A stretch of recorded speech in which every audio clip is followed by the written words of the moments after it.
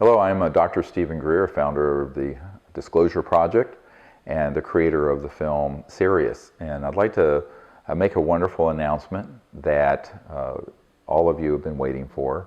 The film Sirius, which went to one of the most watched and top picks on Netflix in the past year and has been seen by millions of people around the world, we are now releasing on our YouTube channel, which is youtube.com/sdisclosure in its entirety, and it can be seen for free. And we're doing this because we want the public to see the last crowdfunded film we did and have that as a foundation for education for anyone who wants to see it, but also to introduce the next film, and that is this documentary feature film called Unacknowledged, an expose of the greatest secret in human history. And it will have a book that goes with the film and will be launched with a massive disclosure event and celebration and concert. We want everyone to be able to see this film, but we would also like, if you can, to contribute to the crowdfunding campaign. Not only in contributing your network and networking with friends and other organizations, but also how you can contribute even if it's just a few dollars to this campaign, so that we have enough resources to do this next project, which is a campaign that ends illegal secrecy on UFOs and free energy once and for all. It is not just this one film and book that is going to be supported, but a whole initiative that goes on into the future. So enjoy the movie, Sirius. Many of you have seen it, many have not. And I hope that you can also support us in this next project, Unacknowledged. Thank you very much.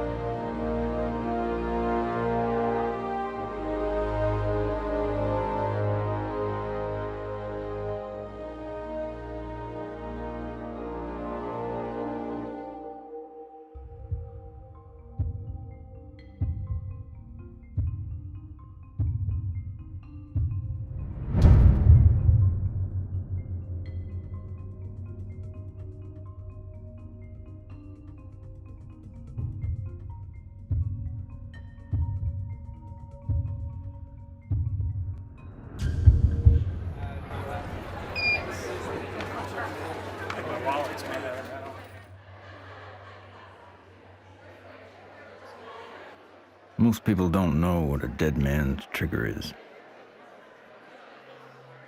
and even fewer need one. A dead man's trigger is a safety valve. For reasons of security, a person prepares a recourse of such severe action that if harmed, they will release a cache of damaging evidence against those enemies.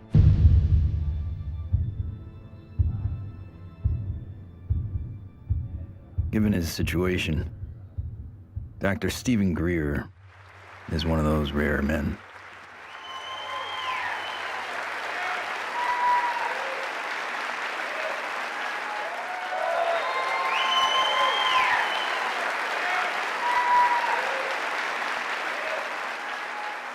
Why would he need one? He's not the first person to push the disclosure of a corrupt military-industrial agenda. In the councils of government, we must guard against the acquisition of unwarranted influence, whether sought or unsought, by the military-industrial complex. In his final public speech, a farewell address, no less, in a time when every second on TV was priceless, United States President Dwight D. Eisenhower decided not to brag about his victory in the Korean War. Instead, he cashed in all his chips to warn this nation of a hidden enemy. We have been compelled to create a permanent armaments industry of vast proportions. The total influence, economic, political, even spiritual, is felt in every city, every state house, every office of the federal government. We recognize the imperative need for this development, yet we must not fail to comprehend its grave implications. When I was with Lawrence Rockefeller at his ranch in 1993, he turned to me and he said, "The implications of this are so vast and so profound that no aspect of life on Earth will be unchanged by its disclosure." I said, "Yes, Lawrence, that's why it's been kept secret. It's not because it's trivial, it's because the implications are so profound." So there have been attempts to bring this information out for over 60 years. And here we sit in 2012 with the world still burning oil and gas and coal, when we have had technologies, sciences, and all the information we need to have had a completely new civilization. What Eisenhower warned us about over 60 years ago, according to Steve Greer, has long become truth in Washington, D.C. The most music, Q107, driving home with the Spearman. Hello, what are people all over D.C. saying about all this money we are giving? And why is Washington, D.C. booming? Because the rest of the country is sending their money here. I know, isn't it beautiful through the trees? My name is Ted Loader. I've been working with CSETI program and Dr. Greer for 15 years. Cool, huh? Oh. Yeah. One always wonders if the public really knew what was going on with government covert programs and how much money has been put into it, you know, hundreds of billions of dollars. I think the public would be a little annoyed. Thomas Jefferson believed all men have the right to life, liberty, and the pursuit of happiness. The government they formed would serve to secure those rights. But when corporations or other specialized groups of men become more powerful than those who govern, our security is at stake. Thomas Jefferson wrote about unchecked power of the corporation being a threat to the democracy and the banks. You see, the U.S. Federal Reserve Bank issues every dollar bill, yet it is not run by the U.S. government or any elected official. It is owned by a private banking cartel. But here I find the chairman of the Federal Reserve who's in charge of the dollar, in charge of the money, in charge of what the money supply is going to be. The middle class is being wiped out, and nobody's understanding that it has to do with the value of money. Prices are going up. So how are you able to defend this policy of deliberate depreciation of our money? A lot of it depends on what happens to the price of oil. The four horsemen, or families of banking, who own and run the Federal Reserve, also run the four largest oil companies. Oil is also used to make and run machinery and current mechanical technology. Of course, there's one industry that needs these more than anyone else: the military-industrial complex. you begin to get into this very scary scenario that has to do with the human condition of the proclivity to accumulate vast amounts of power around a handful of people. All right, sit down and shut up. And right now, these misanthropic sociopaths are running the planet into the ground. When Congress or whatever else or budget directors say, well, we've lost $100 billion in black programs, what does the public do? What can the public do? We can complain to our congressmen, but our congressmen can't get any information. With lobbyists, interest groups, campaign funding, the economic powers that be have learned to control the political sphere. These politicians become almost like placeholders. And they don't realize that until they get into the White House or into the Senate Intelligence Committee. It doesn't matter who the president is. They're going to do what they want to do. And that which is good for them isn't always good for everybody else.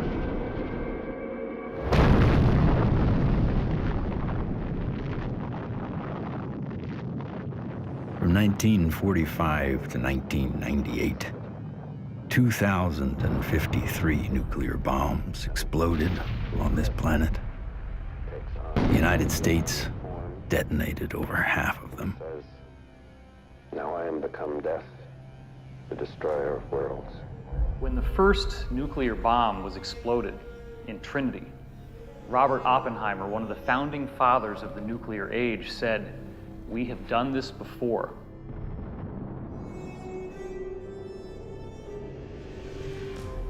It could have been that Oppenheimer was speaking about weapons described in the ancient Sanskrit texts like the Mahabharata, in which they refer to a bolt of iron charged with the light of 1,000 suns. This bolt of iron was hurled in anger and led to an explosive event which is very graphically described in this religious scripture, specifically showing all the key indications of radiation sickness and the various problems with nuclear weaponry that we've come to expect. When we started detonating thermonuclear weapons, atomic weapons, and developing these sort of destructive technologies, the civilizations that have been watching this planet for millennia said, oh my God, these people are going way off the reservation. They are now an existential threat to themselves, but also to other planets, potentially. All over the world, we see very conclusive evidence that ancient people were in contact with extraterrestrial life. The Japanese said that their civilization was given to them by a people they called the Dogu, who came from what they described as Anemono Torebune, which translates as bird boat universe, meaning flying boats from the universe. The ancient Sanskrit writings of India have elaborate descriptions of vimanas, or flying craft. These texts are thousands of years old. They predate any conception that we have of spacecraft or aircraft. But evidence is not just found in ancient texts. It is also captured in our ancestors' art, as if it was plainly obvious that ET vehicles appeared in ancient skies.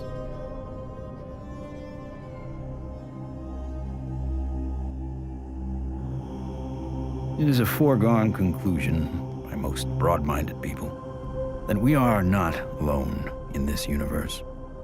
The question is, how close are they? And we all looked up at once. It was almost like an intelligence told us, hey, look over here, we're here.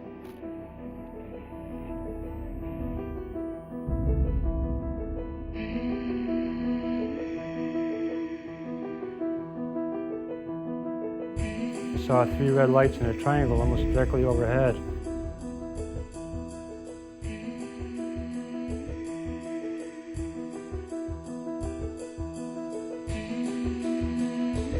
I saw these things and I ran inside and got my brothers and sisters. it actually lifted up, and it could actually turn. I'm gonna ask you to look away. I love my hands, but I wasn't one who believed that UFOs might exist. I was satisfied they exist. the life I have isn't what I'd seen. They estimated 100 yards from the left wing was this 100-foot disc.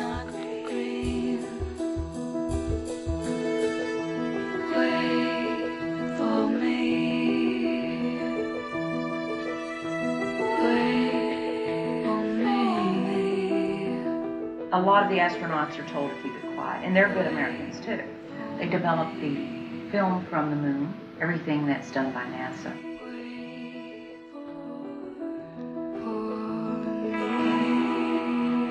Ma che se ne saranno ancora degli altri superiori.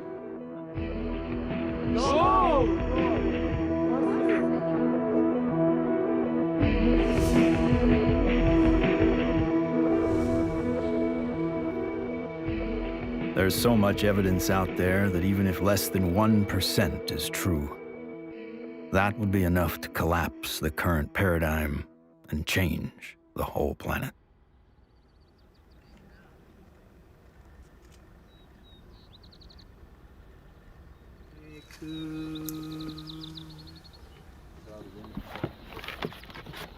This is our signature tones that we broadcast over a small walkie-talkie.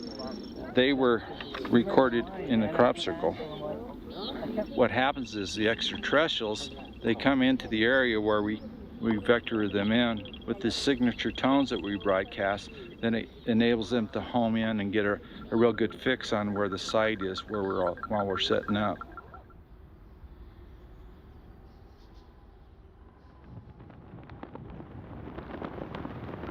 The whole concepts of the crossing point of light, the physics of consciousness, and interstellar communication all were developed on a kind of a vision quest we did here in 95 or 96. Astronomer J. Allen Hynek developed a scale to identify the types of human ET encounters. From his original 3 categories, a 4th, more controversial, has been added, CE4. Even more controversial, Stephen Greer added a 5th kind of encounter, CE5. Human-initiated contact. So, how is this done? Given Schrodinger's idea that the number of all minds in the universe is 1, in order to make this type of contact, a human could potentially access that single inner consciousness through intense meditation and then visualize his location down through the Milky Way to the planet Earth to wherever he sits under the stars. In theory, then, any extraterrestrial passing by would be able to hear the broadcast and know exactly where to go, if they choose to do so. It's interesting how many people have never been out in a place like this where they can see the whole Milky Way galaxy. Most people who come for a week, it alters their life. There's meditation techniques, there's remote viewing techniques, and once you start learning these processes and refining them, then you can make contact more quickly, more easily, and be more of an asset to the group. Checking to be sure that there's no source from anyone else, so that when we do start having electromagnetic signals through this, we know that it's a legitimate source. My name's Emery Smith. I've been with CSETI for approximately 3 years. Getting the baseline reading from us. My duties consist of a couple things. I am Dr. Greer's head security detail. I also am their photographer. I operate anywhere from 2 to 6 cameras at one time. Yeah, that's our craft. Goes over the mountains in this direction. Many of the craft that are coming in are transdimensional, and the way I understand it, not visible to the human eye. And that's where this new technology, night vision, that's where that's coming into play in. With the advent of new technology that's out there, it becomes easier and easier for us to capture these beings and these celestial objects on film. after you do the night vision, it has that green hue, of course. And after a while, when you get back to real life, you're thinking, why isn't everything green? This can't be reality. I want to show an early one from Gulf Breeze from 1992. We went down there, and one of the fun things that happened is that I had about 40, 50 people. Let's go out on the beach. And we didn't have good cameras then, but you'll get the feeling of how exciting it was, have all these people, and 1, and then 2, and then 3, and then 4 ET craft materialize right in the sky. There it goes, 1, 2, 3. And look, there's 4. There's 4. There's 4. We have a confirmed CE5. Holy damn hot shit. Dog. Thank you. All right. So the point, the point is, it's fun.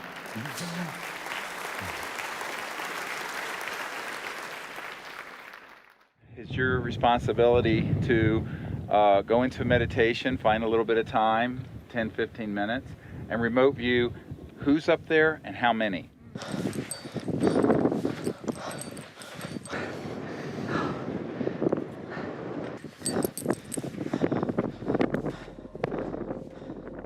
I can attest to the fact that real phenomenon happens here. I really feel that his CE5 protocols are based on a spiritual kind of positive contact, and I think that that is an excellent model for any kind of communication, whether it be on Earth, in the United Nations or wherever, but in this particular field it's with cosmic cultures. And we use consciousness, meditation, visualization, remote viewing, certain tones, and we do it in a group when we can, or even as individuals. It's just been this series of unbelievable events that are amplified by our meditation.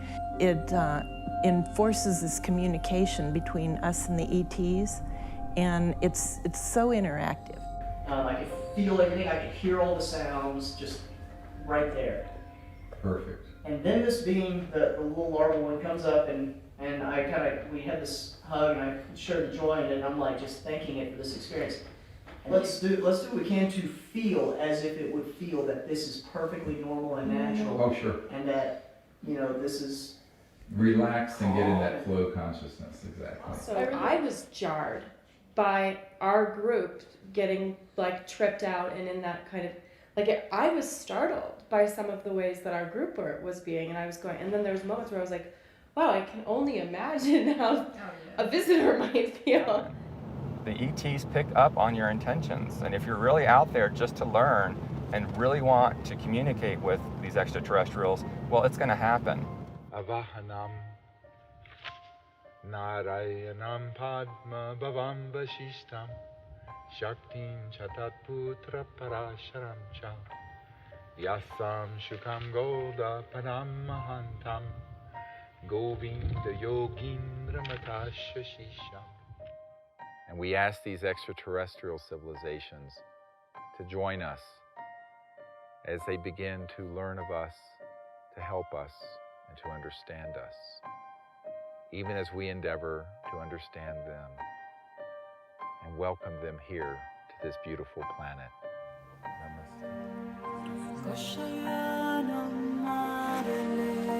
Oh my gosh, another beautiful, stunning, absolutely stunning.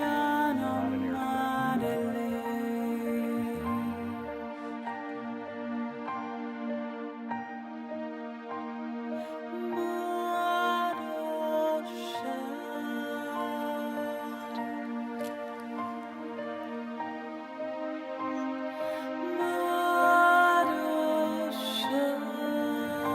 Oh, here comes a military plane, very quick.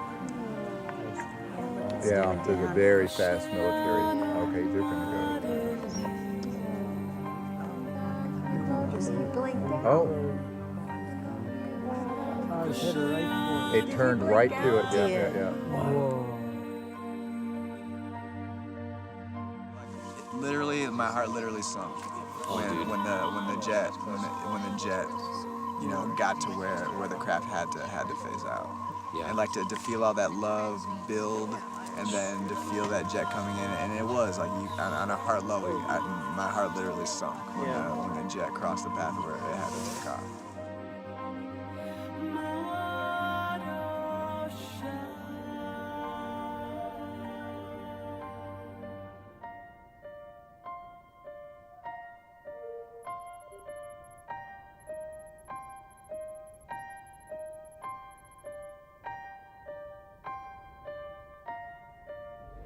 So in the camera, that's what you got. You got like this light traveling, and you can see it's not like a satellite where it's got like a path. It's got like a, you know, like a movement. Yeah, and then it's gone.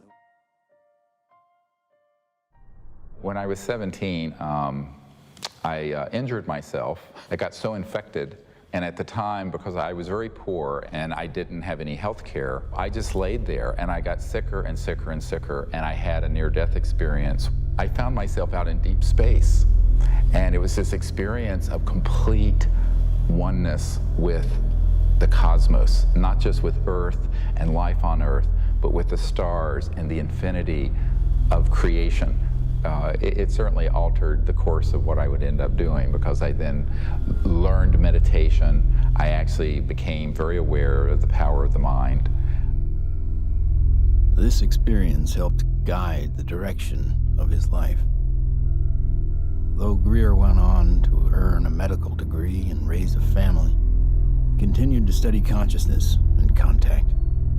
And decades later, it seems he would be the doctor called upon first to examine a very unusual body. This came to us in the last couple of years, and there's a man who runs an institute in another country that I cannot talk about. But he came into possession of a little creature. It is humanoid. It does not look human. We have acquired an EBE, an extraterrestrial biological entity. We're flying over to Europe soon to take some tissue samples and do some DNA testing. This was found in the Atacama Desert. We don't know how it came about. Here's the great view of the face and cheekbone, very complex. Now there is a fracture here, and behind this right ear is caved in, and that's how this ET being was killed. We have the best scientists in the US from Stanford that are going to be doing the testing itself to see what this really is, and also to rule out what it's not.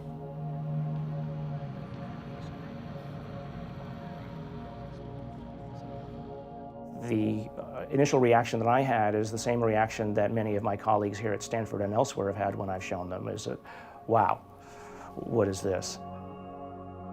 The question is important enough in at least two ways.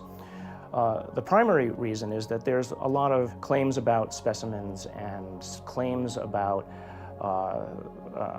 aliens. And of course, there's a lot of ridicule associated with that. So one of the best things that we should be doing, of course, then is bringing the best scientific techniques to bear. The techniques are available, the techniques are cheap, the answers are nearly absolute, so let's do it. And it's so exciting because it's not just...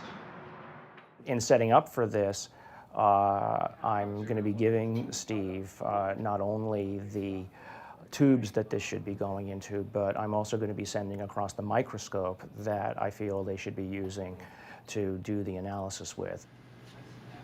Before we even get started with some of the analysis, I think it's going to be important to rule out some of the obvious critiques that could come up. And one of those critiques is that this is a syndrome or a mutation. This is a bone dysplasia.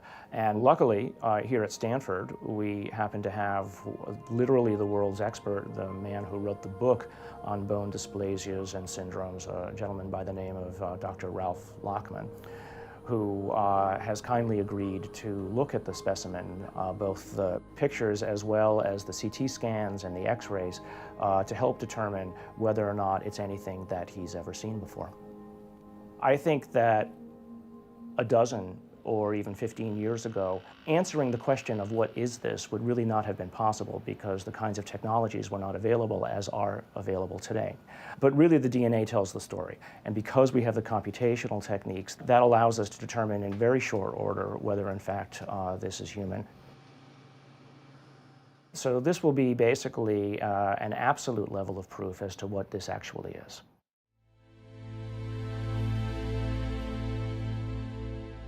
The problem is not proving that UFOs exist. It's when you begin to expose the energy and propulsion systems behind how they're getting here. You're talking about unveiling an entirely new science that would replace oil, gas, coal, nuclear power, public utilities. And this is the $600 trillion problem. The patent office, after they fired me, I had to wait 6 years before I got rehired. Everybody at the office was avoiding the case. But when they finally did, the arbitrator wrote an 85-page report on how the media had caused my dismissal. So I only got a 30-day suspension out of the whole thing, which was taken out of the tiny little bit of 6-year back pay. So that was great. Yeah, it was. Wonderful. Yeah, it made it all worth it, so to speak, because that's how we were able to open the offices and stuff. It was very comfortable. No feeling of being shocked or anything else, just a good feeling, comfortable. What scientists need to do and normal people need to do is they need to look at the hardcore evidence, decide that, oh my gosh, ETs are real, and then get over that. And if that's the case, then you can start extrapolating because they're getting here, which means they have solved the physics problem, if you will. That's an actual photograph that Mark Whitford took, a friend of mine. And you see the stars in the background. So this is a fixed camera. The craft was a triangular craft moving away from him, and all of a sudden it makes a right angle turn. Apparently it has what I would describe as inertial shielding. It's the only way something can make a right angle turn without having everybody killed inside of the craft. Though we experience inertial forces every day, their origins remain a mystery. However, there are theories that point to interactions between objects with mass and a quantum energy field. Inertia is due to zero-point energy interaction. So you're interacting with a charged matrix, which is a zero-point field. If you try to change that, then you get a reaction force. There must be an interference shield of electromagnetic nature that would stop that interaction with the zero-point field. And you can suspect that UFOs have already figured this out because they wouldn't be flying around and still have inhabitants. New energy scientists today are attempting to find new ways to define the relationship between electricity, gravity, magnetism, and propulsion. But as history has shown, change does not always come easy. It's like Newton. Why is that apple falling? Nobody ever asked that question before or even tried to come up with an answer. And Newton comes up with something called Newton bucket, or Newton's problem. The only guy that solves it 300 years later is Einstein. So, how smart can we be?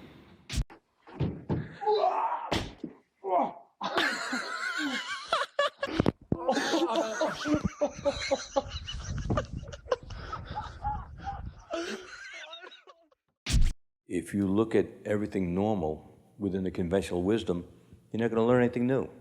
My name is Morgan Boardman. I am the Chief Financial Officer of Morningstar Applied Physics. My business partners are Paul Murad and Dr. John Brandenburg. What we're doing, like I said earlier, is we're using a magnetic field that's rotating about the axis with the hope of generating a magnetic vortex. In essence, we are trying to start a civilian advanced research projects agency.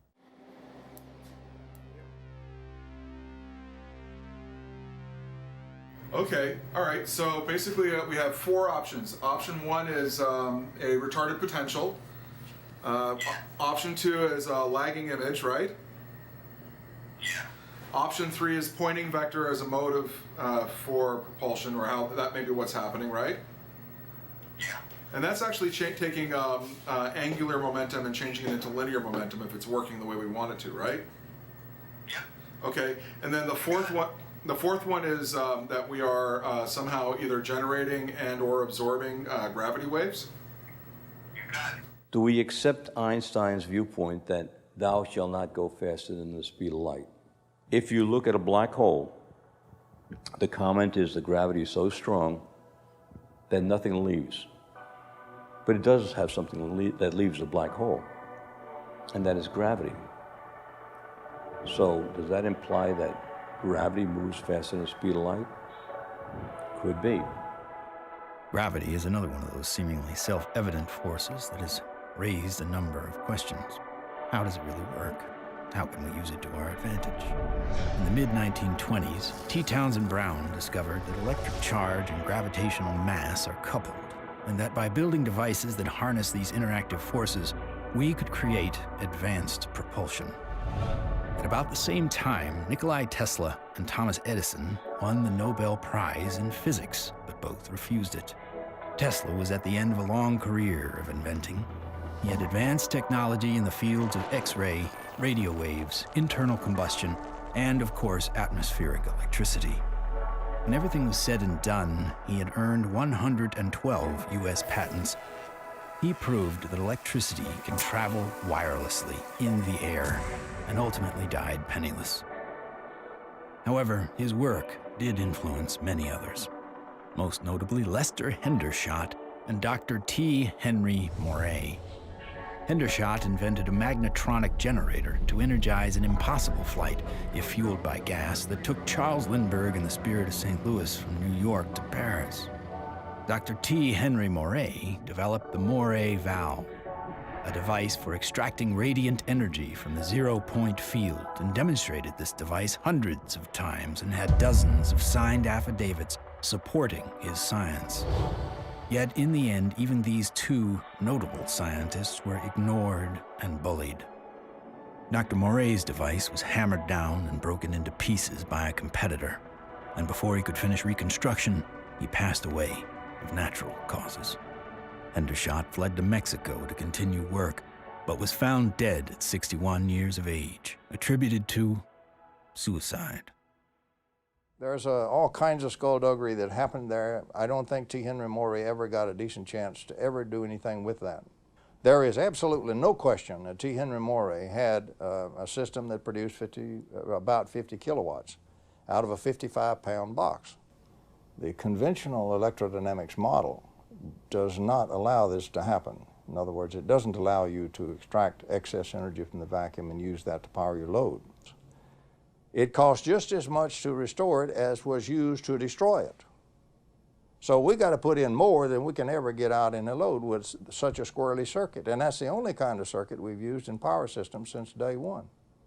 We're still building them. We're still making power systems that deliberately kill them. So we pay the power company to have a giant wrestling match inside his generator and lose. In the 1950s, there were some very provocative articles saying that, oh, electrogravitics is the best thing since sliced bread, how all the aviation companies are now backing electrogravitics, they're all doing experiments on it. Well, within a couple of years, there was no news at all. Once they figured out that they could really control gravity, 1954, it all went black. Do you think the boys in the black projects have solved that problem? Because it sure sounds like it from what the witnesses have told me. I wouldn't know. I wouldn't know. Sorry, but I can't even think about it. I've seen so many things in my life, it's just hard to say. A local inventor has discovered a way, hear this, to use water to run your car. What Stan shared with me was interesting. In order to run this engine off of water, we've also had to learn the ability to adjust the burn rate of hydrogen to co-equal the fossil fuels. So he applies for a patent, and then he gets a call from actually a visitation by two guys from the Pentagon. The Pentagon flew a lieutenant colonel in last week to look at Meyer's invention. There's talk of possibly using it in the Star Wars defense program and to run army tanks. But he asked that this become a public patent so that the civilians could benefit from it.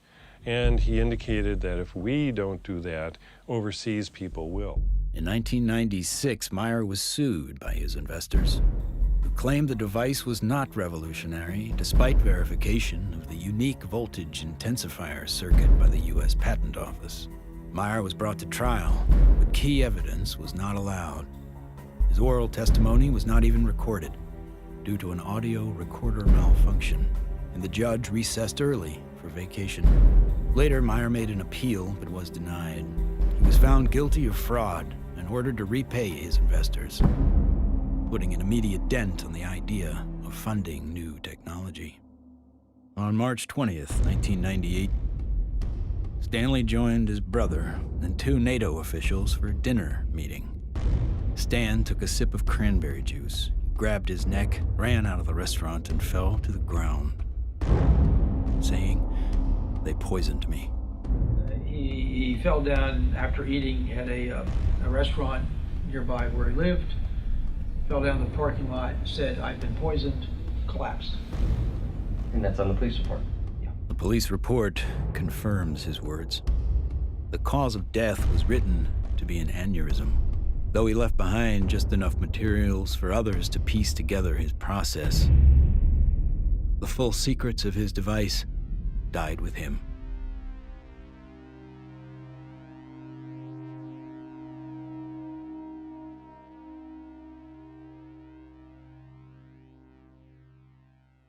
So from this, I began to do more work with the administration, various people, friends of the president, the Rockefeller family.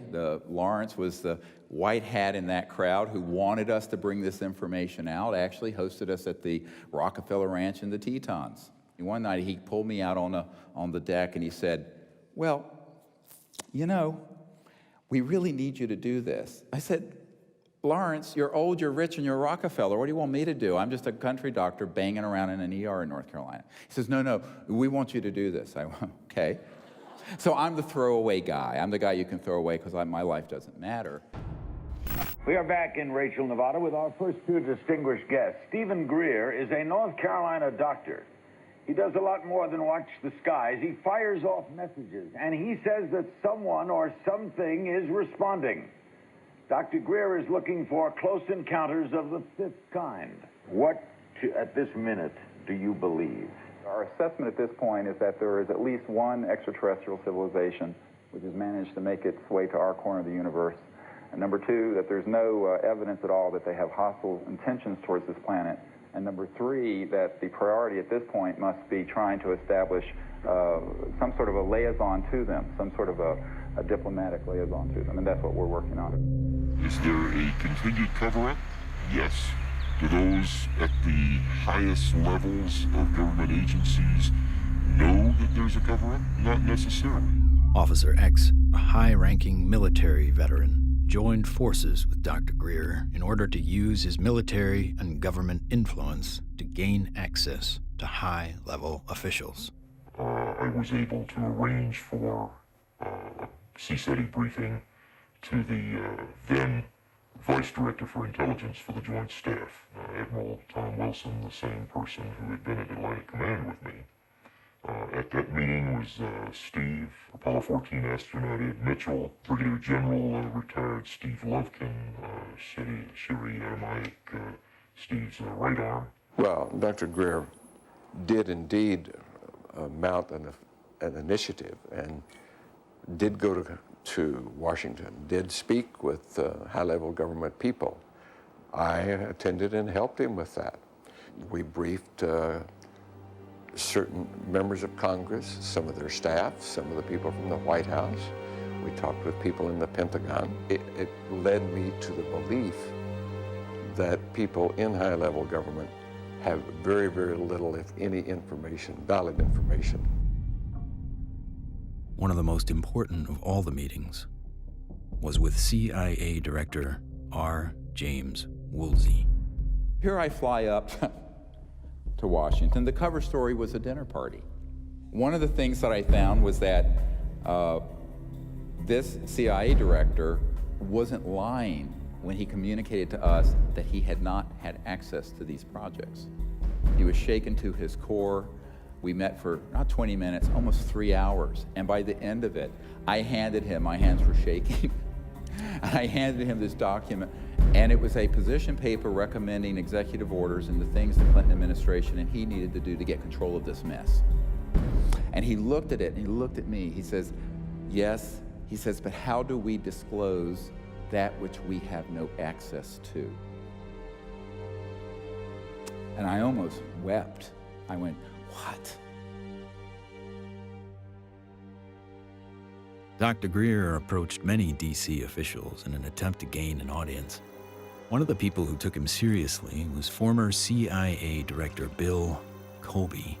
If there's truth in it, there can be a danger in that situation. We've seen that happen in other cases. I said, you have to consider the possibility of some danger to not only your reputation, but to your person. I mean, people do react rather violently to some kinds of charges, or particularly if they're true.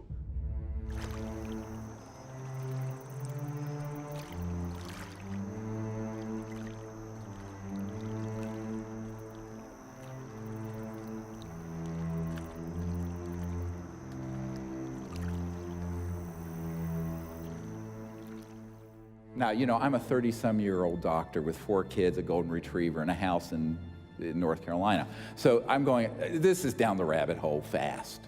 But that is the situation, my friends, when you're dealing with secrecy that is criminal and illegal. In 1997, in an effort to push his message deeper into Congress and the White House, Greer headed to Phoenix to prepare a video with his best evidence to show in Washington, D.C. While he was in the editing room, the biggest UFO witnessed event in history was about to happen. On March 13th, 1997, when the Hale-Bopp comet was very clear in the northwest sky, thousands of people were outside trying to get a glimpse of it when they also caught a glimpse. These orbs, giant orbs, equidistant in a V formation of 1 mile to 2 mile wide in some very credible reports. And that's the particular area where these phenomena keep popping up from my vantage point. The Native Americans living in the basin between South Mountain and the Estrellas have told me that not only were they looking up at the Phoenix Lights during the mass sighting, but they've been looking up at them for centuries. I live in a community called Loop, northeast of Flagstaff, on the Navajo Indian Reservation. We'll have to go back in time one day before. We saw 6 to 7 lights that were circling along the horizon. The entire street came out. It was almost like a block party. Everybody turned off their lights, everybody sat in their front yards, and everybody watched this unusual light show. I squeezed down the best of what I found and finally came forward in 2004 with the Phoenix Lights, a skeptic's discovery that we are not alone. 10,000 people approximately witnessed this, one of the largest experiences of this sort ever recorded. The Phoenix Lights phenomenon didn't seem to be falsifiable in any way. It was being validated by most everybody that saw it. The ultimate, shall we say, insult was the governor of the state of Arizona, Fife Symington, finally calling a news conference saying that he has finally got the answer to the Phoenix Lights, and he introduces some staff member dressed up as a space alien. People got very angry because here is the top elected official of the state making fun of what I estimate to be close to probably 10,000 people saw this. Under the watchful eye of the public, Symington retracted his statement. If you had been here 10 years ago and standing out here and looking up there at the lights and the view, you would have been astounded. You would have been amazed. The so-called Phoenix Lights were seen by many people in 1997. Skeptics say they were military aircraft or flares, but not the former governor. It was probably some form of an alien spacecraft.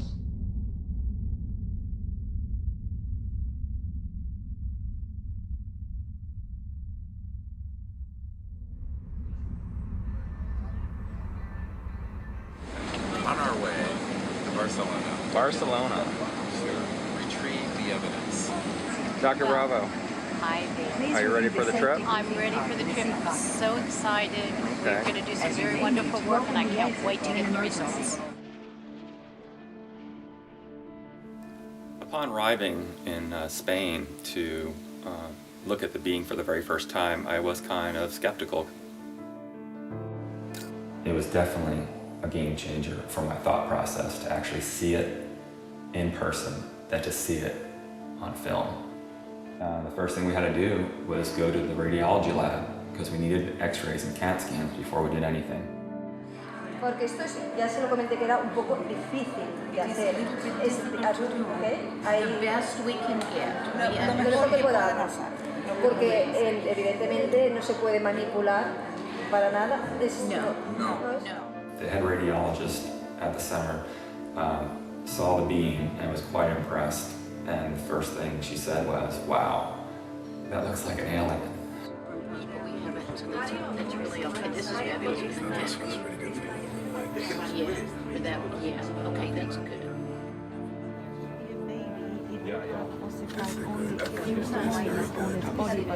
This one is complete.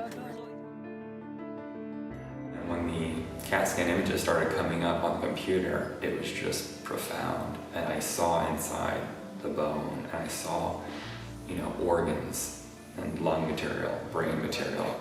I knew that this was not a hoax, it was not fake, that this was actually some sort of living creature.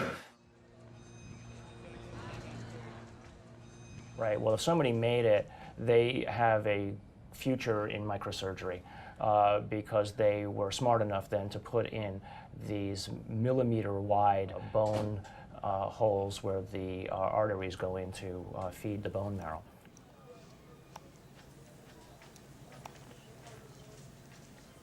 And so now the challenge is to prove what it is, right? My interest, frankly, is to disprove that it's anything unusual or anything paranormal. I would like to prove that this is human. I would like to prove that this is just an interesting mutation. But obviously, if you leave your mind open, or I should say, if you leave your mind closed to alternatives, you'll never see what those alternatives might actually be. In every situation with scientists, your reputation's at stake. I have every expectation that even doing this is going to lead to some ribbing from some of my colleagues, right? But I think that that's perfectly acceptable because at the end of the day, who's going to validate these things? If someone isn't willing to step forward and do it right, then you're going to have it sitting out there forever, hanging in limbo, right? I mean, if you let other people and their opinions stop you from believing what you know to be true, then all you're doing is stopping the possibility of progress. Anytime anybody tries to study this subject seriously, we're subject to ridicule.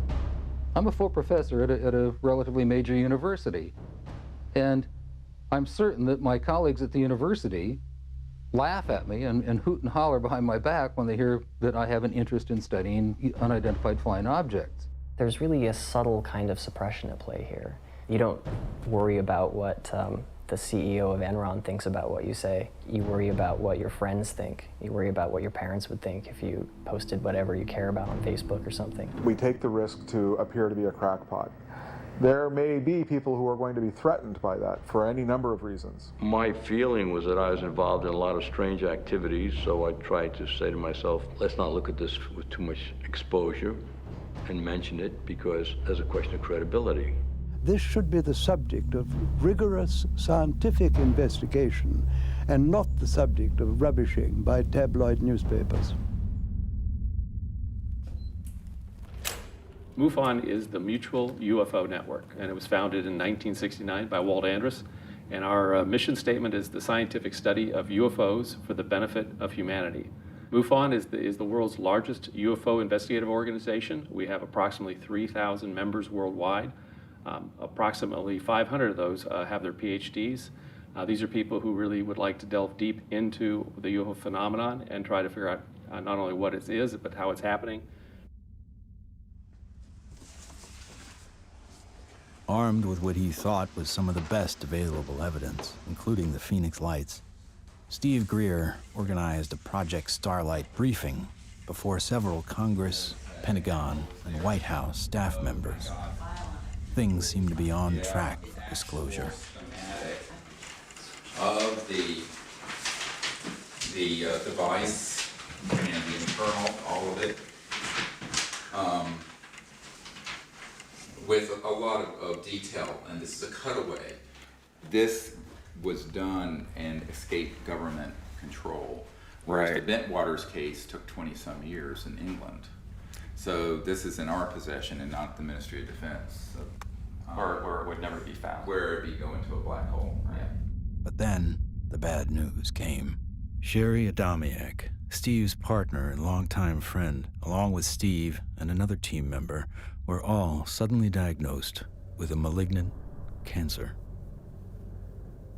I've had these experiences since I was a child or a young man, but to articulate them so other people understand them, I need someone with capacity to hear it. She was that person. I mean, it's been, you can't resolve things. It's been very hard for me. Oh yeah, you know, I know. You get up I know every it has day, been. you know, but.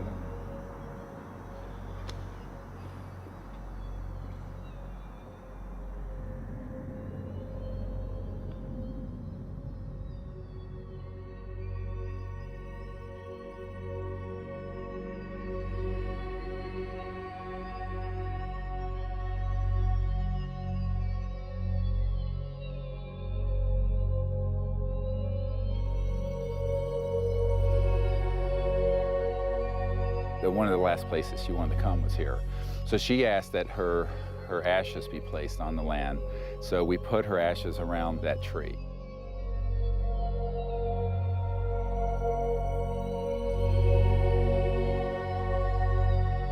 I don't take anything for granted, frankly, and so each time that I do a presentation or lead a group, I think, this may be the last time.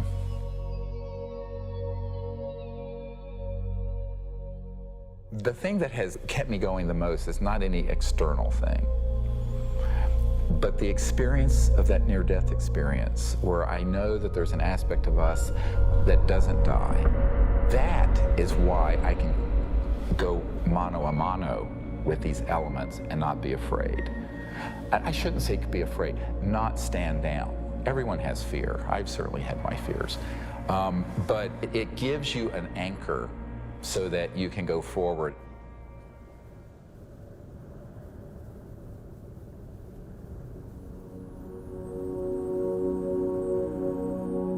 More than ever, Dr. Greer understood what he had always sensed. It was not the power of a cosmic field or quantum vacuum that would propel us into a new world. It was the mind. This really is the opening to an entirely new science of consciousness. You can maybe think of consciousness as a television set. On the TV screen, you see pictures and sounds and so forth. And if you tried to find out where that was coming from and you looked inside the television, you're not going to find it. It's not there. The signal is in the radio waves around it, invisible to us, that's being interpreted by the television as pictures and sounds. So this is very much like the state of how we understand the mind and consciousness. Dr. John at Princeton proved that putting your awareness on a device that was a random number generator would affect it. So you have this random number generator and it's producing 50-50 ones and zeros. And then you introduce a person into the picture and you tell them, try to affect it with their mind. Think more ones or more zeros. You measure that, and sure enough, what they found was that there are more ones or more zeros being produced that correlate to that person's intention. So we can see effects being produced forwards and backwards in time, which is really strange. Distance doesn't seem to matter as much. You can get the same strength of effects if you're right in front of the REG or if you're on the other side of the planet. Consciousness is a non-local field, and it isn't limited to your brain waves and body. Dr. John once had the opportunity to ask the Dalai Lama if he thought the random number generators themselves were conscious. And the Dalai Lama thought about it, and his reply was that if you think they're conscious, then they're conscious. Just like consciousness can have positive effects on the zeitgeist or ether, it can also work the other way. Unfortunately, when you start to deal with inventors who have anomalous results that seem to be over unity, Paranoia seems to accompany that process. And John Searle's famous for having a circular magnetic device that has both energy and propulsion built into one unit. And the electric company felt that this guy was stealing money, took him to court, went to jail, his house caught fire, and all of his property and all of his designs burned. The concept of freedom, this sort of idea of people having the liberty to pursue happiness and to pursue abundance, this has been completely, in a sense, turned upside down. We actually reprinted a report on the military involvement of the Department of Energy. And it's so extensive, it's the major operation that goes on there. There have been over 5,000 patents that have been sequestered by the national security state, taken out of the public domain. Many of them deal with energy technologies. It's a policy that the military seems to feel is necessary for national security. However, at this point, we often wonder, 50 years after World War II and the Cold War, whether such sequestering is necessary. Suppression of new technology would be an obvious plague on the idea and strength of a free market system. Yet, it still seems to happen right in front of our eyes. And this is a huge controversy, one of the largest, maybe most intense controversies in the history of science. There's nothing worse, I've found, than suggesting to academic physicists in particular, and academics in general, that they are not only wrong, but disastrously wrong, catastrophically wrong.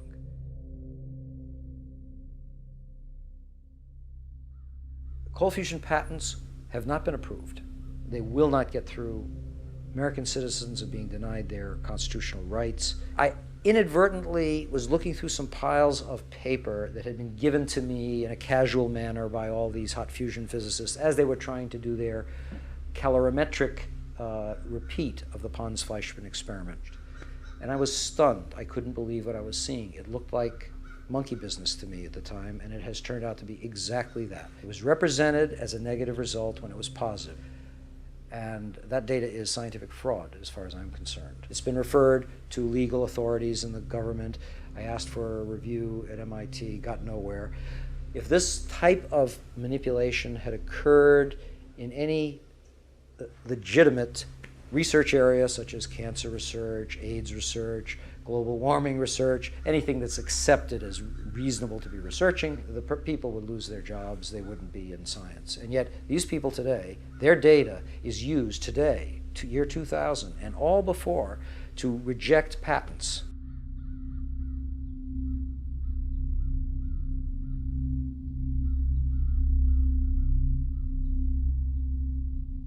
Yes, there is serious criminal activity going on that ultimately must be rooted out.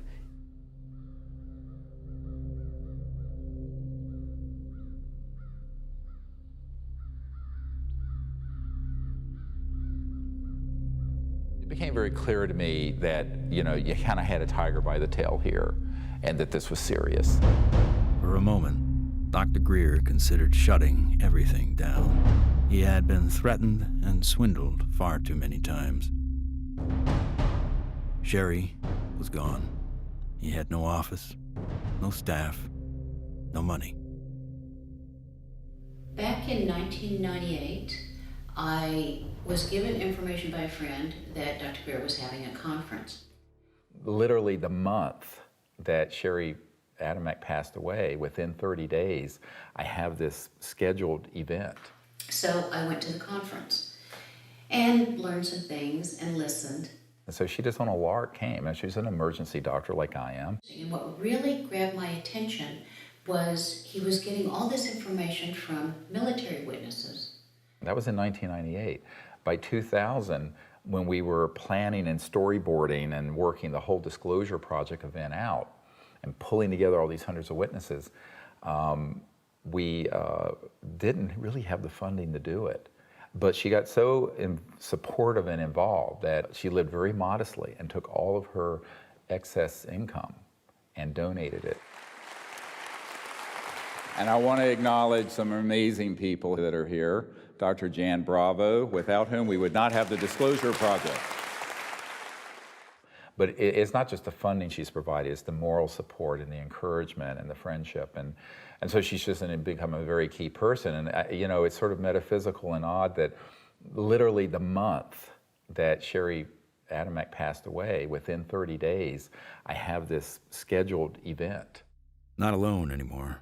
With the support of a loyal team, Dr. Greer grew his witness list from a couple dozen to over 200. And see that little dot right there? That dot don't belong there.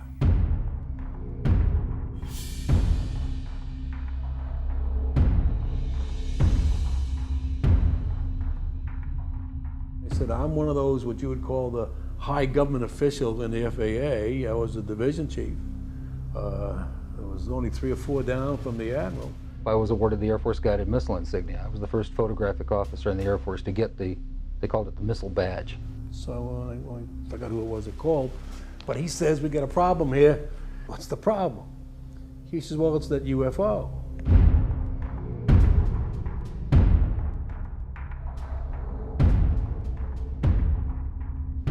We weren't launching real nuclear weapons, we were launching dummy warheads. They were the exact size, shape, and dimension and weight. And we were looking down southwest, and the missile popped up through the fog. It was just beautiful. And I hollered, there it is. And our guys on our M45 tracking mount with 180-inch lenses on it got it. We sent the film back down to Vandenberg. The Japanese airline 747 was coming from the northwest, going across the Alaskan territory. He called and asked the controller if the controller had any traffic at his altitude.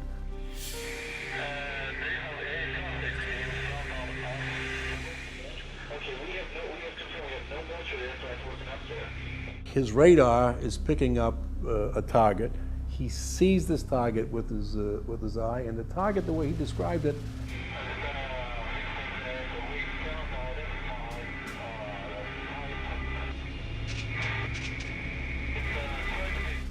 a huge ball with lights running around it, and I think he said it was like 4 times as big as a 747. I was called into Major Mansman's office at the 1st Strategic Aerospace Division headquarters. And Major Mansman said, watch this. There was the launch from the day or two before it at Big Sur. We watched that stage burn out, we watched the 2nd stage burn out, we watched the 3rd stage burn out, and it's going like this. And into the frame came something else. It flew into the frame like this, and it shot a beam of light at the warhead, fires another beam of light, goes around like this, we're going like this, fires another beam of light, goes down like this, fires another beam of light, and then flies out the way it came in. And the warhead tumbles out of space. They brought in 3 people from the FBI, 3 people from the CIA, and 3 people from Reagan's scientific study team, and I don't know who the rest of the people were. When they got done, they actually swore all these other guys into that this never took place. Who said that? Who was saying? This was one of the guys from the CIA. Now, I saw that. I don't give a goddamn what anybody else says about it. I saw that on film. Phil Klass can kiss my ass. He wasn't there. I was. He said this is the first time they ever had 30 minutes of radar data on a UFO. He said, you are never to speak of this again. As far as you're concerned, this never happened. So I said, yes, sir, and walked out, and that was the last I talked about it for 18 years.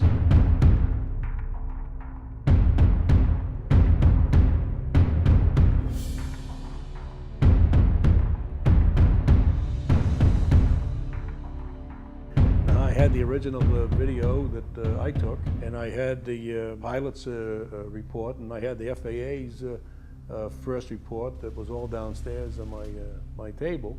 They didn't ask for that, so I didn't give it to them. There are things that I know about that I did in the service that I won't talk about to you now because they're top secret, and I could get my ass in trouble for talking about them. If you parse what Major Mansman said, he said, you are to say, this never happened. Well, that's not classifying it top secret, is it?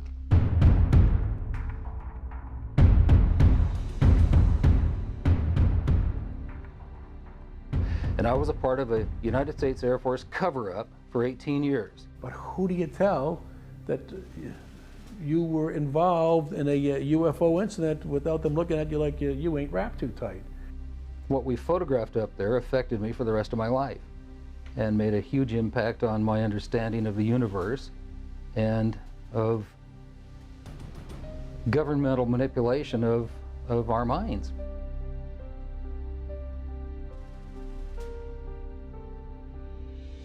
Now, with the witnesses on his side, Dr. Greer had the firepower to attack Washington again. We are not alone. That's the message a group of pilots, scientists, and former government officials want Congress to hear. 21 members of that group already have testified in Washington for what's known as the Disclosure Project. And we had all volunteers who organized that whole event. And there was no paid staff. So when people look at that whole period, we didn't have an office, a secretary, and one paid staff person. But we did it. Dr. Stephen Greer heads up the Disclosure Project, a group that compiles information from people who say they've encountered extraterrestrial forms of life. 20 years ago, in 1980, I was a security specialist assigned to RAF Bentwaters. Objects made incursions over our WSA, fired pencil-thin beams of light into them, and adversely affected the ordnance, possibly. There were bodies that were involved with some of these crashes, also some were alive. What do members plan to do with their information? They hope Congress and President Bush take notice. We are asking for the U.S. Congress and for President Bush to move towards an official inquiry and disclosure on this subject. Those that don't want to believe you will never believe you anyway, so it doesn't matter. It doesn't change the truth. A spokesperson for the Senate Science, Technology, and Space Committee says no congressional hearings are planned right now. Elaine Quijano, CNN Headline News. I stand before you today in my almighty God, and I tell you this. If Congress calls me in and says, will you testify in detail what you know, I stand here today prepared and ready to do just that. Governments must never lie to the people. Thank you.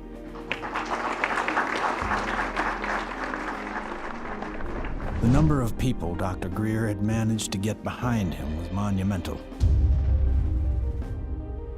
In a perfect world, an event of this proportion, with that amount of coverage, would have been enough to start a legitimate movement. But of course, we hardly live in a perfect world.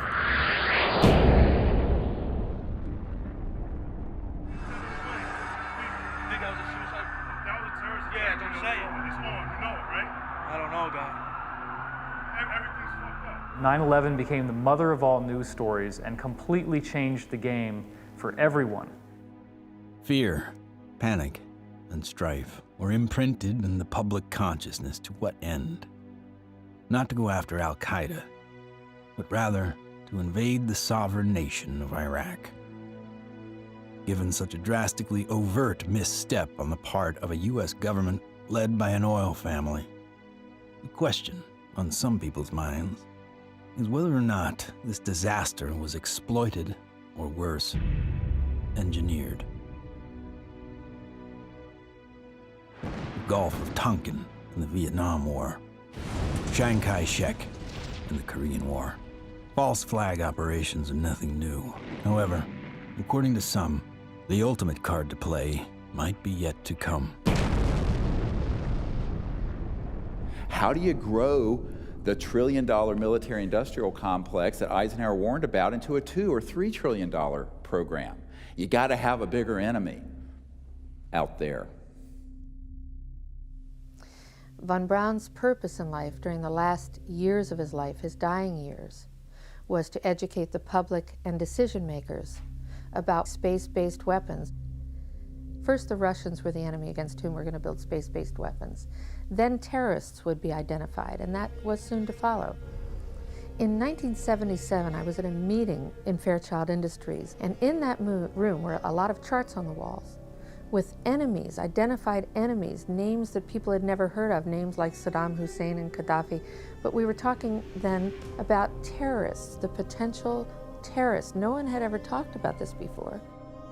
And they continued the conversation about how they were going to antagonize these enemies, and that at some point there was going to be a war in the Gulf.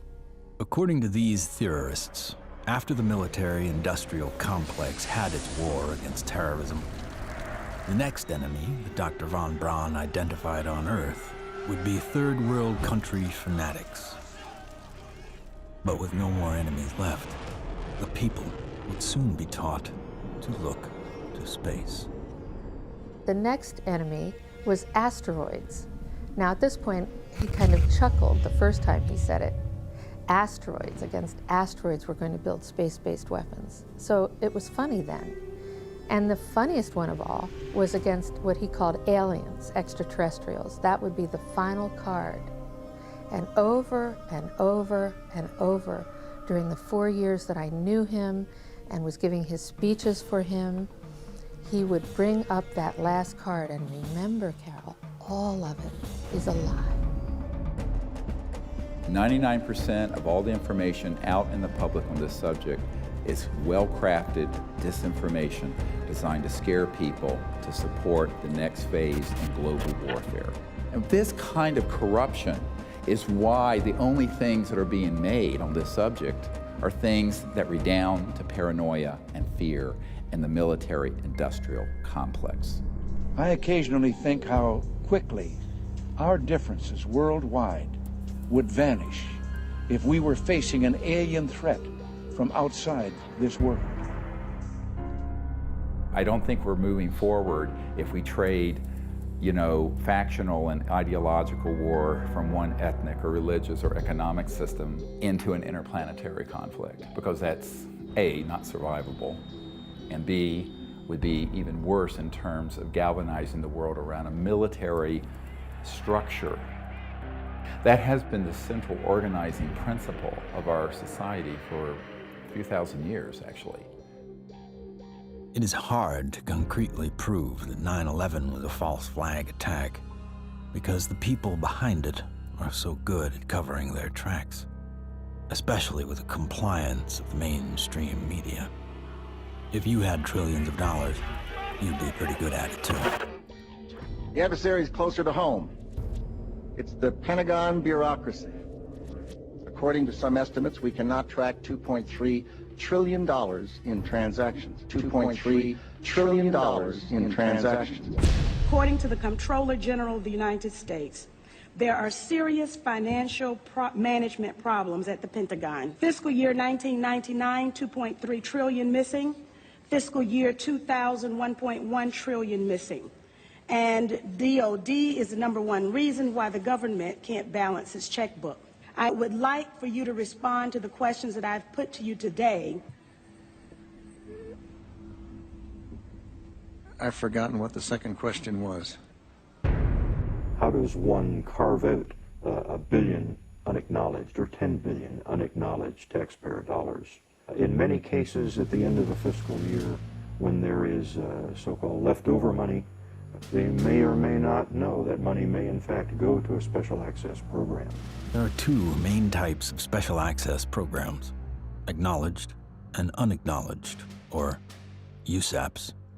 Those programs are basically totally off the books, and they are able to actually vacuum up money to be a self-perpetuating funding mechanism. Certain USAPs are waived and also completely managed and controlled by private contractors, so they enjoy the secrecy protections only afforded to private corporations. There is virtually no high-level government oversight for these types of USAPs. In many cases, no elected official, including even the president, have knowledge a particular USAP even exists. Between 1947 and 1949, the government passed the National Security Act and the CIA Act. These laws allowed the intelligence community to withdraw money from any agency without disclosure. Essentially, money could be stolen from any program, and no elected official would ever know about it. Great view of the eye socket. Very different eye socket from, and that's another thing that the scientists who've looked at this at Stanford have commented on. If you look at this creature and you look at the cranial vault, how large it is, The size from the eyes up is at least 3 times that of a human. One of the first things that Dr. Lockman immediately remarked upon was the shape of the head and the skull. It was not something that he is accustomed to seeing, and it was quite interesting and in some ways exciting that the associated features that you would expect from a syndrome of that nature were not found.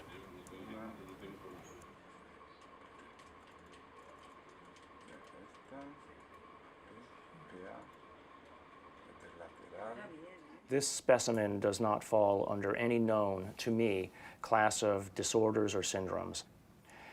In many respects, the proportions of the spine and extremities are normal. The major abnormalities appear to be 1, the size of the specimen, mid-face hypoplasia and underdevelopment of the jaw, and that the specimen has only 10 ribs. Humans normally have 12, rarely 11. One of the most remarkable aspects of this is when we came down to study the actual bone density. One of the features of fetuses that specialists looks at is the so-called growth plates of the epiphyseal joint, say, of the knees. The shock, I think, and the surprise was, and the absolute certainty that Dr. Lockman had was that this specimen is between the age of 6 to 8 years old.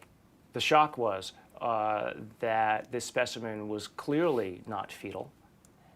How do you explain how something 6 inches tall survived to any length of time that would allow for it to survive 100 or 1,000 years ago?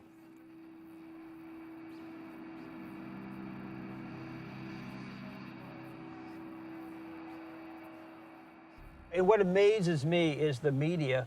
Well, they're so compromised on this, they don't dare do anything but follow the company line on it. The company line being a series of lies. This is a document talking about the current program at the CIA. And it says that the PAO, Public Affairs Office, has relationships with reporters from every underlying major wire service, newspaper, news weekly, and television network in the nation. In many instances, we have persuaded reporters to postpone, change, hold, or even scrap stories that could have adversely affected national security. Now, what's the purpose of this? The CIA has no mandate for anything domestic. The FBI is domestic. What the hell is this? Where are we now? We are in a bread and circus. This is a phrase used to describe the creation of public approval, not through excellent public policy, but rather through diversion and distraction. No, I'm not doing that. I'm sorry. You are driving me nuts. That's ridiculous. Keep people fat, keep them happy, keep them diverted, and keep them entertained with drivel and shock and nonsense. That's, unfortunately, the sort of thing that has taken the place of news and information. So that what we're seeing today is a world in which perception is being managed by as little as 5 major media corporations who collectively control magazines, newspapers, corporate news websites, television stations, movies, documentaries. Who are these people? Who could be behind the curtain? Who could possibly be controlling us so effectively? A shadowy government with its own Air Force, its own Navy, its own fundraising mechanism, and the ability to pursue its own ideas of the national interest, free from all checks and balances, and free from the law itself. Majestic 12 is real. Notorious MJ-12, which is no longer called MJ-12. I'm trying to find out the new name.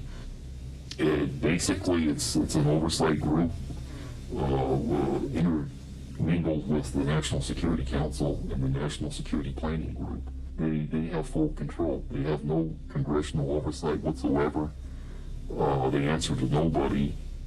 Whatever activity is going on, to the extent that it is a clandestine group, a quasi-government group, a quasi-private group, it is without any type, as far as I can tell, of high-level government oversight. And that is a great concern. Ladies and gentlemen, the very word secrecy is repugnant in a free and open society, and there is very grave danger, for we are opposed around the world by a monolithic and ruthless conspiracy that relies primarily on infiltration instead of invasion, on subversion instead of elections. Its preparations are concealed, not published. Its mistakes are buried, not headlined. Its dissenters are silenced, not praised. It is a system which has conscripted vast human and material resources into the building of a tightly knit, highly efficient machine that combines military, diplomatic, intelligence, economic, scientific, and political operations. And we are, as a people, inherently and historically opposed to secret societies, to secret oaths, and to secret proceedings.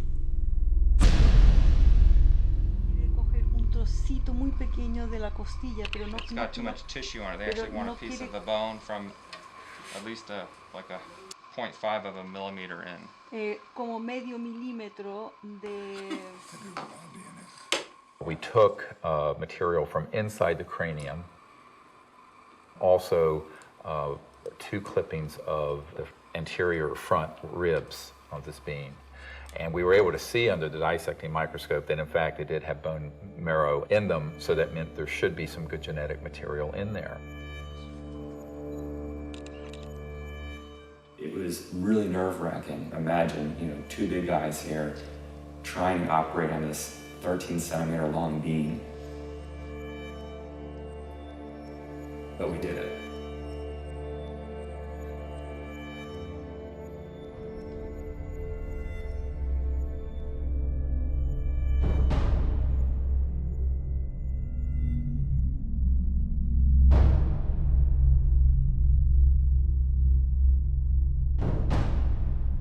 The DNA analysis is being done by some of the world's best. But even the world's best need to be cross-checked, which is why I'm doing the 3 different facilities.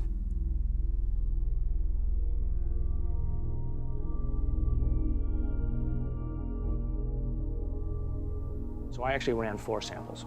I ran a sample of my own blood. It was a very small amount, just 100 microliters. I ran 2 blanks, things that just had water in them, because that would be essentially a contamination control. And then, of course, the sample itself. And really, the all-important first result was whether or not there was, in fact, any DNA which was isolated. And the actual shock for me was when I got the amount of DNA out of this sample. It was way above what I had originally expected. What you have on the left here is a so-called DNA ladder. This is a size standard. This one on the end is in fact my DNA, and it has an expected size distribution as well as some banding. And validating the original measurement is this analysis that basically shows that we have a nice distribution for the sample's DNA. When we physicists look for alien civilizations, we don't look for little green men.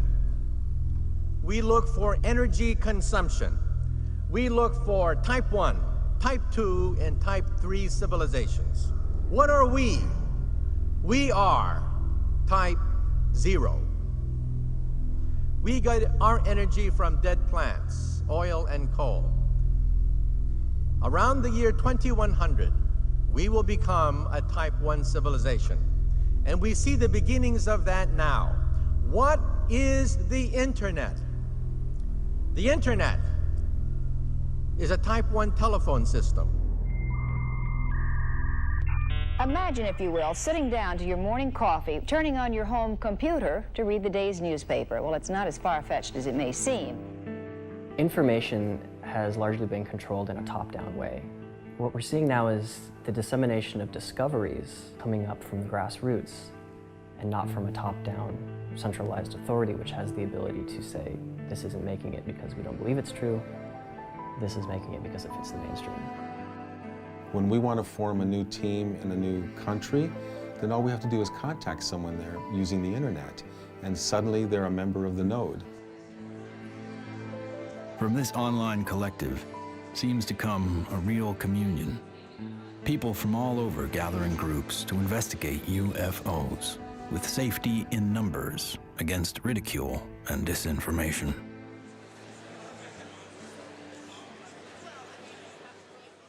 What we found in the past is we had a lot of anecdotal stories, but we didn't have a whole lot of data.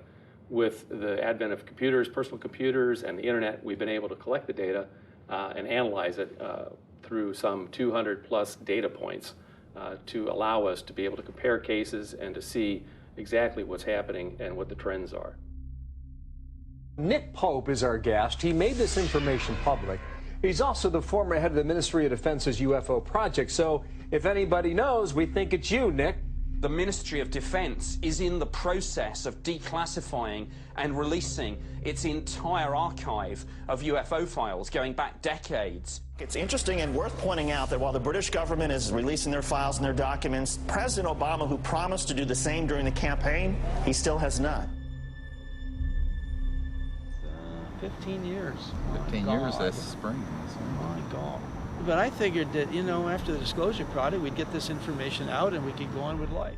How do we keep battering the ram at this door? Where do we find the strength to keep going forward? When you think that you're the only person that has the knowledge, you become marginalized. Steve was instrumental in bringing together a large group who had been involved in this subject and who for the first time realized that they were not alone in trying to come forward on the subject. Governments, we've discovered, have not gone far enough, so we've decided that as people using the CE5 protocols, form our own movement and do what governments have not been doing. We think of this as the People's Disclosure Movement. And so we feel it's important to create an effort that's a global effort, which this has become. My name is Mark Benz, and this is Rex, and we're in Bodega, California, and we're doing CE5. My name is Jeff Bird, and here in Winchester, Virginia, USA, we are doing CE5. My name is Peggy Brewster, and here in Middleton, United States of America, we are doing CE5. We have 1,150 teams of CE5 ambassadors, which are spread over 52 countries. My name is Andre, and here in Sweden, we are doing CE5. Und wir machen zusammen CE5 in Deutschland. Here in Burlington, Ontario. Brisbane, Australia. From Chester, Virginia. And Hamilton, Ohio. We are doing the CE5. Konnichiwa. Moje ime Daniel. Daniel tu na Slovensku. Es Leo Ortiz. And here in Vancouver, British Columbia. Faisons du CE5. CE5. The CE5 contacts más. CE5. CE5. CE5. We're doing CE5. And the reason I think that's so important is that it not only builds the knowledge base, but it also further potentiates this concept of pioneering a new pattern of peaceful contact. And that is something that no other group, large group on Earth is doing. Certainly isn't being done by the State Department and the Senate Foreign Relations Committee. It seems to be it only takes one person to make contact. But hundreds of voices worldwide is a call that can't be missed. And likewise with innovation, the more heads in the game, the more likely we are to find a solution. There's many, many technologies that people have talked about, many ways to the mountaintop. We have so many modes of converting quantum vacuum energy or zero-point energy. Some people think they know how to do it. Okay, fine. But if you do it theoretically, that's one thing. But then you got to do it experimentally, and that's the hard part. Those opposed to new energy technologies can tie the hands of hundreds of inventors. But how will they ever fare against tens of thousands? The output milliamperage is more than the input milliamperage. It's a clear indicator of overunity. I'm gonna ask you to look away. I love my hands, but it hurts to pray. The life I have isn't what I'd seen. The sky's not blue and the field's not green. Wait for me. Wait for me. Wait for me. Wait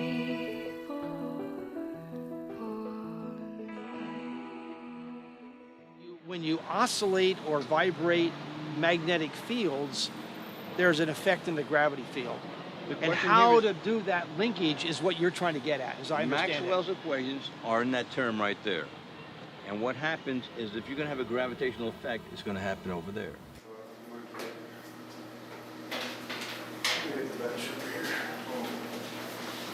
Josh, I think I can help too. This channel here represents revolutions per minute. These are representing weight that we're measuring on the load cells.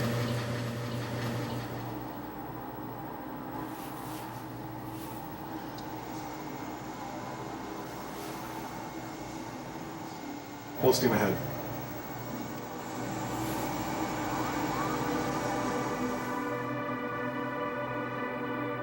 When we look at our data, we lost 7% of weight.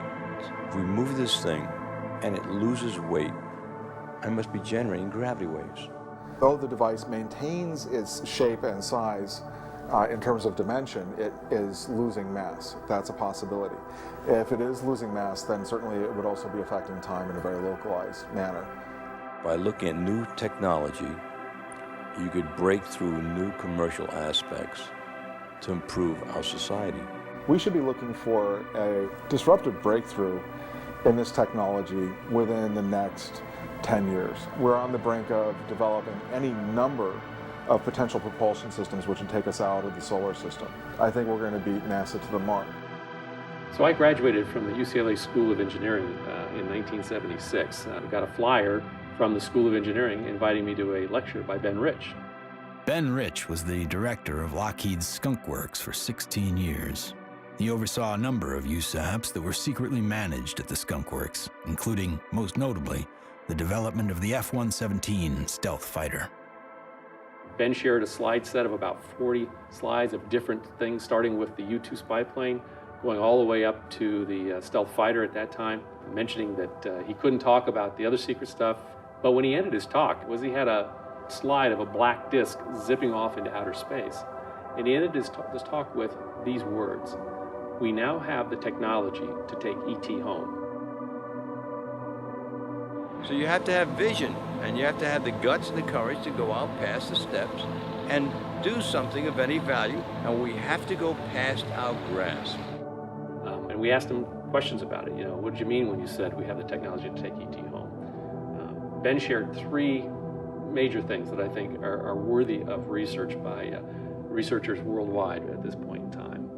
The first was we've somehow figured out how to do interstellar travel already. It's known. The second point he made was that there was an error in the equations. My suspicion is it's probably Maxwell's equations for electromagnetic theory. The third thing he said was, how does ESP work?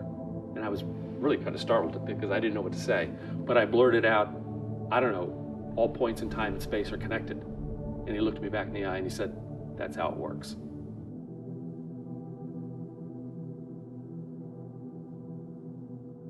History has taught us that to simply innovate new technology may not be enough.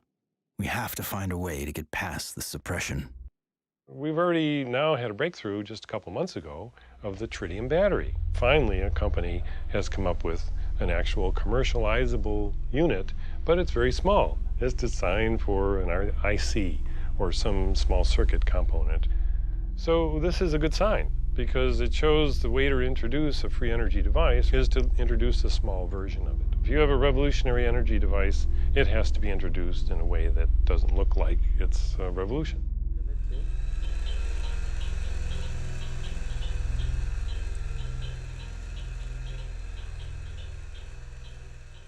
Science is always changing. I mean, even back in the 1960s, they thought that biofeedback, for example, was impossible. But now, of course, we know that that itself is an absurd statement. We have even toys on the market that allow people to play with biofeedback.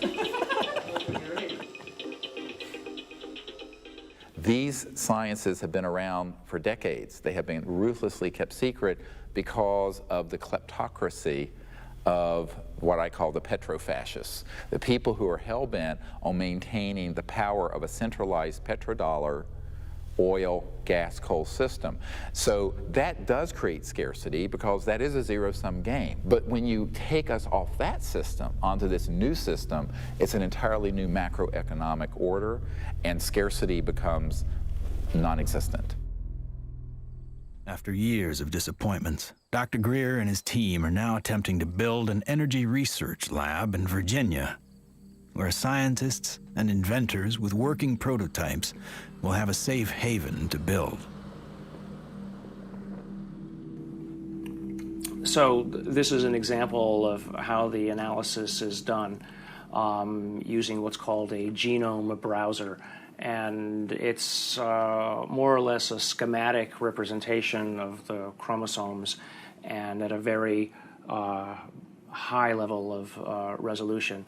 So the sequence that we got from the mitochondria tells us with extremely high confidence that the mother was an indigenous Indian from the Chilean area, and the haplotype is called B2A. Now, the other thing that immediately fell out of the analysis is that it's male. It has so-called Y chromosome material. In fact, it's got a full Y chromosome. It probably died in the last century, if I were to make a guess.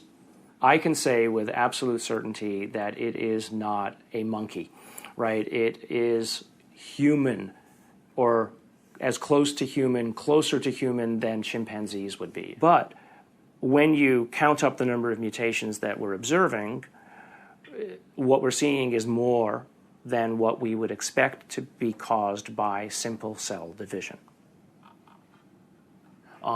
When the sequencer is creating or making these reads, it's doing it more or less at random. So what does the computer program do that people have written and designed? It takes every one of the little sequences and tries to match it against the known. And then anything that doesn't match, it puts in a little side file and says this is unknown. At a certain point, when enough knowns are matched, I can feel comfortable saying, this is human, right? But if I'm not careful and I don't pay attention to what's in the garbage can, right, what the computer program is throwing away, I could literally be throwing the baby out with the bathwater. What we've done is we've scaled back and we're seeing several chromosomes and pieces of chromosomes across the top, which basically leaves us with a very strange conundrum, right? Here you've got this 6-inch tall, let's call it human, right, because the DNA says that so far it's human, at least the way that we're looking at it. This gene, PCNT, which is known to be associated with primordial dwarfism, we don't have any mutations here. It lived to the age of 6 to 8. Obviously, it was breathing, it was eating, it was metabolizing, and it wasn't living in an environment where there was a lot of advanced medical attention that was given to it to allow it to live to that age. Calls into question how big the thing might have been when it was born. So genetically, you might explain that by saying that there's some advanced aging mutation, something that caused the bone to age anomalously quickly. A gene that's known to be associated with progeria, that also no changes there. So the next problem, of course, is the ribs and the number of ribs in the specimen. Only 10, whereas there are supposed to be 12. So there are no mutations which are specifically associated with that kind of phenomena because it's rarely, if ever, seen. The digits are all correct. The hands are all correct. There are problems with the face. So there's a mid-face hypoplasia, and then there's the larger skull. So again, I think in summary, there are genes associated with any one or two of the anomalies that we see in the specimen, but there is no mutation which is known to accommodate or call for all of the mutations. Even with the things that we know could be assigned to one or more of the anomalies, we don't find them in the genetics of this specimen. That leaves open the question, what genetics is causing the anomalies that we are observing. So although I entered this thinking DNA was the answer, it made me realize that in the context of the bigger biology questions, there are other levels of control that need to be understood and answered. The non-coding RNA, epigenetics, etc. And things that we probably haven't even thought of yet. So if I just look at, this is base pair 19,800,000 or so at this edge of the open region. I can go all the way over here, and now I'm at 21,000 or 22,000.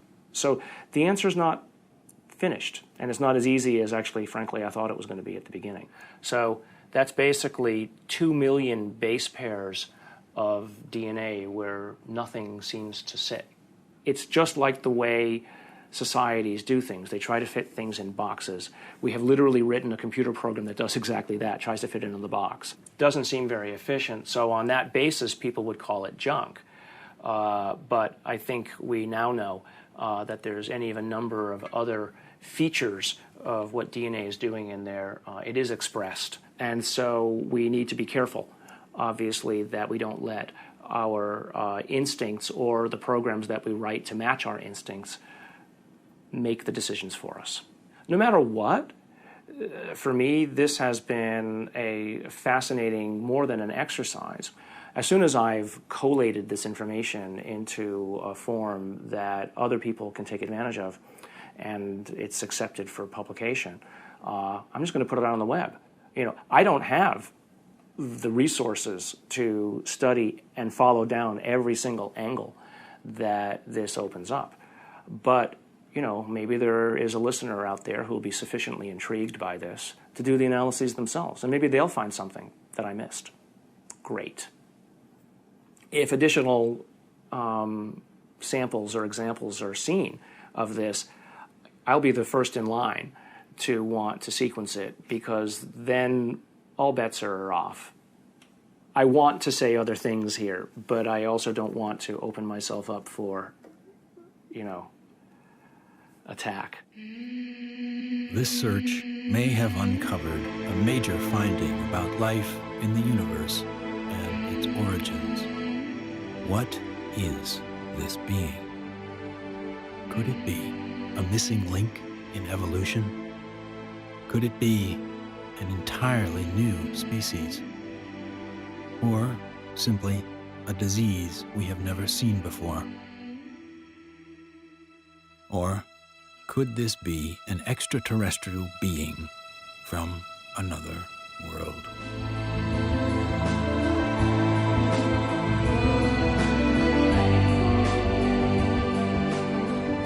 Whatever the case may be, this challenges the boundaries of human scientific knowledge. Dr. Gary Nolan has set a new precedent for scientific investigation and rigor in the realm of the seemingly impossible.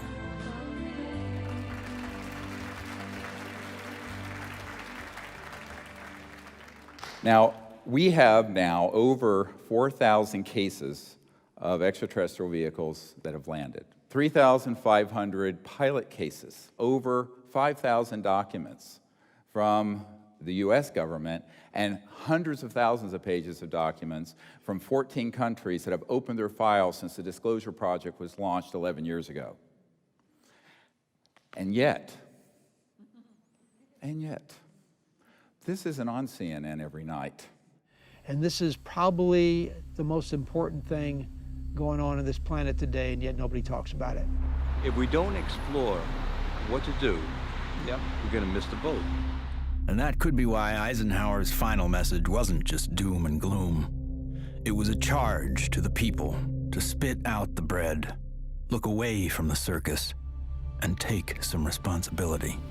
Only an alert and knowledgeable citizenry can compel the proper meshing of the huge industrial and military machinery of defense with our peaceful methods and goals.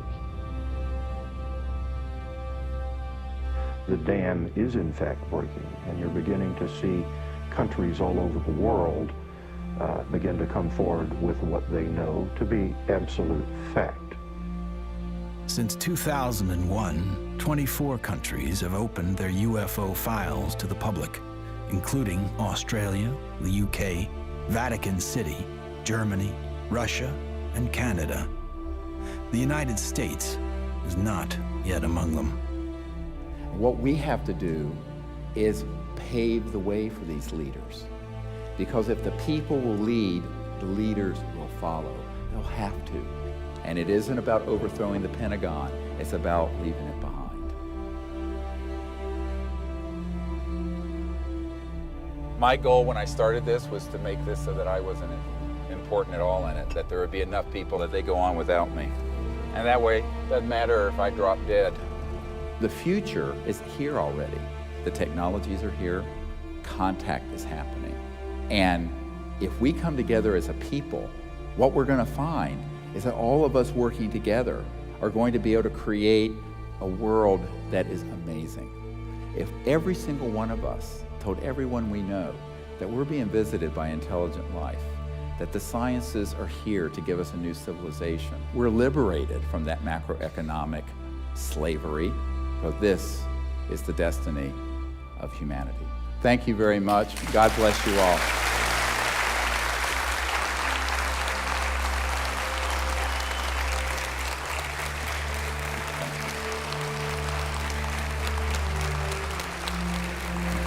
Thank you.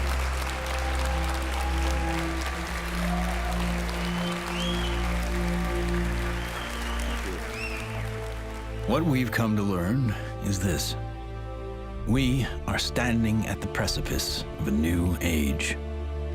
There is power in the many, but only when they're acting as one. That's when resonance happens.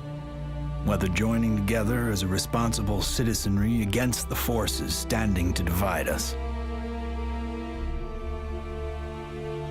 or joining consciousness to unite with the beings who are prepared to communicate with us.